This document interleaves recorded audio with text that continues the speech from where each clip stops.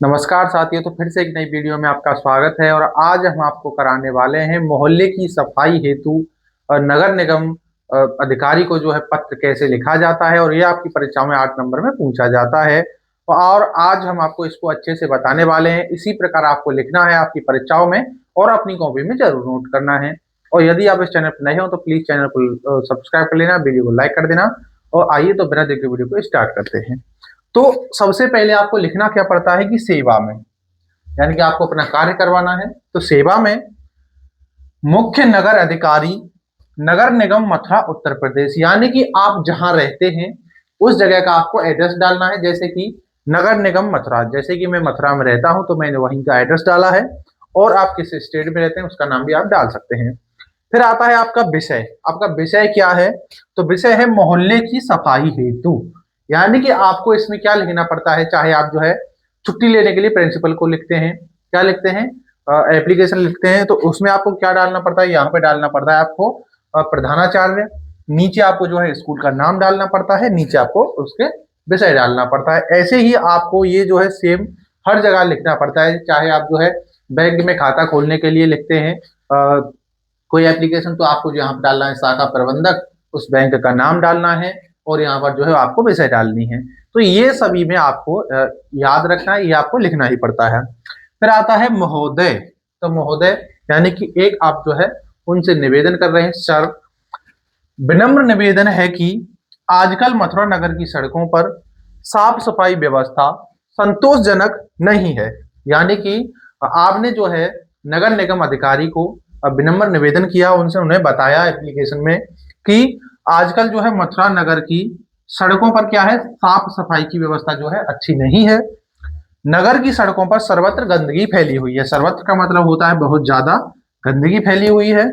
नालियों में गंदा पानी सड़ रहा है, यानी कि जो नालियां हैं वो भी साफ नहीं हो रही हैं और पानी रुका हुआ है, इसीलिए वो पानी जो है सड़ रहा है, जिसमें दुर्गंध के कारण अनेक बीमारियों के फैलने की आशंका है। यानी कि जो पानी नालियों में सड़ रहा है उसमें दुर्गंध पैदा हो रही है और उसमें जो है इसी कारण से बीमारियां भी पैदा हो रही हैं।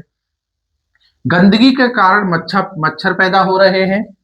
चौक बाजार नगर का मुख्य व्यवसायिक केंद्र है, यानी कि जो चौक बाजार है वो जो है नगर का क्या है, मुख्य व्यवसायिक केंद्र है। और वहां पर जो है नगर के सभी लोग अपनी जरूरत के अनुसार जो है सामान खरीदने के लिए जाते हैं। तो नगर के सभी वर्गों के लोग वहां अपनी आवश्यकता अनुसार सामान खरीदने के लिए आते हैं। नालियों और सड़कों की गंदगी ग्राहक के मन पर कुप्रभाव डालती है। क्या करती है? ग्राहक के मन पर जो है कुप्रभाव डालती है। ग्राहक सोचता है कि अब जो है मैं दोबारा यहाँ सामान लेने नहीं आऊंगा, कहीं और पर जाऊंगा। तो लोग गंदगी को देखकर दोबारा इस ओर नहीं आते हैं। क्या नहीं करते हैं? और गंदगी को लोग देखकर जो है लोग क्या करते हैं, वहां पर दोबारा वापस नहीं आते हैं। दुकानदारों के व्यवसाय पर इसका असर पड़ रहा है, यानी कि जो दुकानदार हैं, शॉपनर हैं, उनके जो व्यवसाय होता है, यानी कि उस पर क्या पड़ता है, असर पड़ता है कि लोग वहां से सामान खरीदने नहीं आते हैं, तो उनकी आय जो है घटती है।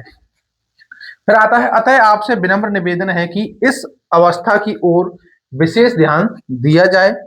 अपने स्वास्थ्य कर्मचारियों को यहाँ विशेष सफाई बनाने का आदेश दें, ताकि यहाँ के निवासियों का जीवन बीमारियों से दूर रहे और व्यवसायों के व्यवसाय में वृद्धि संभव हो सके। तो आपको इसी प्रकार ये एप्लीकेशन यानी कि ये पत्र आपको इस प्रकार लिखना है। यदि आप इस प्रकार इतना ऐसे बिल्कुल लिख देते हैं तो आपको पूरे के पूरे 8 नंबर मिलेंगे, जिससे कि आपके पेपर में, यदि आप हिंदी का पेपर दे रहे हैं तो आप जानते हैं कि हिंदी के पेपर में ही आपको लिखना होता है, तो आपके जो है 98 नंबर आने के पूरे पूरे चांस होते हैं, क्योंकि आप जानते हैं कि ये जो है 8 नंबर में होता है। और फिर आपको नीचे लिखना पड़ता है भवदीय, ये आप लिखिए भवदीय। फिर नीचे आपको लिखना पड़ता है तारीख, दिनांक कौन सा है, तो 10 फरवरी 2025। तो आप इसे जो है कर सकते हैं। आपने एप्लीकेशन लिखा 18 फरवरी को, 18 फरवरी 2026 भी कर सकते हैं, इसे फरवरी कर सकते हैं। तो ये आपको याद रखना, जब भी आपको ये एप्लीकेशन लिखना है तब आप ये जो है कर सकते हैं। जब भी आप ये एप्लीकेशन लिखेंगे तभी आपको ये जो है क्या करना है, तारीख लिखनी है। यानी कि आप जानते हैं कि आप जो है अब 2026 में एग्जाम देने वाले हैं। तो 2026 में यदि आप एग्जाम देंगे, 18 फरवरी को आपका एग्जाम है, तो उसमें आप जो है ये डेट लिख सकते हैं। तो बाकी आपको नीचे कुछ नहीं लिखना है, बस इतना ही लिखना है, और इतना लिखने के बाद आपका लेखन पत्र पूरा हो जाता है और इसी से आपको 8 नंबर मिलते हैं। तो मिलते हैं अगली वीडियो में, तब तक के लिए जय हिंद, वंदे मातरम।